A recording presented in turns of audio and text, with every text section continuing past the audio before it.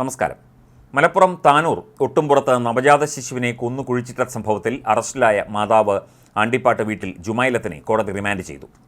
3 മക്കളുടെ അമ്മ കൂടിയായ പ്രതി ജുമൈലത്തിനെ Parappanangadi judicial first class magistrate കോടതിയാണ് റിമാൻഡ് ചെയ്തത്. 3 ദിവസം മാത്രം പ്രായമായ കുഞ്ഞിൻ്റെ മൃതദേഹം ഇന്നലെ പുറത്തെടുത്ത് പോസ്റ്റ്മോർട്ടത്തിനായി മഞ്ചേരി ഗവൺമെൻറ് മെഡിക്കൽ കോളേജ് ആശുപത്രിയിലേക്ക് കൊണ്ടുപോയിട്ടുണ്ട്. പരിയാപുരം വില്ലേജിലെ ഒട്ടുംപുറത്താണ് നാടിനെ നടുക്കിയ സംഭവമുണ്ടായത്. പ്രസവം നടന്നത് അറിയാതിരിക്കാൻ 3 ദിവസം പ്രായമായ ആൺകുഞ്ഞിനെ മാതാവ് കൊന്നു കുഴിച്ചുമൂടുകയായിരുന്നു. കോഴിക്കോട് മെഡിക്കൽ കോളേജ് ആശുപത്രിയിലായിരുന്നു ജുമൈലത്തിൻ്റെ പ്രസവം. ഡിസ്ചാർജ് ചെയ്ത് വീട്ടിലെത്തിയതിനു ശേഷമാണ് കൊല നടത്തിയതെന്നും വീടിന് അരികുപറ്റിയുള്ള പറമ്പിൽ തന്നെ കുഞ്ഞിനെ കുഴിച്ചിട്ടതായും യുവതി പോലീസിനോട് പറഞ്ഞു.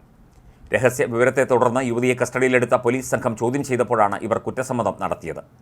ഇതോടെ ബുധനാഴ്ച ഇവരെ അറസ്റ്റ് ചെയ്തു. Tirur tahsildar Sheeja Kohur, DySP V Benny, CI J Mathew എന്നിവരുടെ സാന്നിധ്യത്തിലാണ് കുട്ടിയുടെ മൃതദേഹം പുറത്തെടുത്തത്.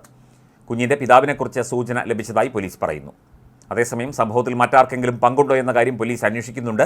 തനിച്ചാണ് കുഞ്ഞിനെ കൊലപ്പെടുത്തിയതെന്ന് പ്രതി ജുമൈലത്ത് മൊഴി നൽകിയിട്ടുണ്ടെങ്കിലും പോലീസ് പൂർണ്ണമായി വിശ്വസിച്ചിട്ടില്ല.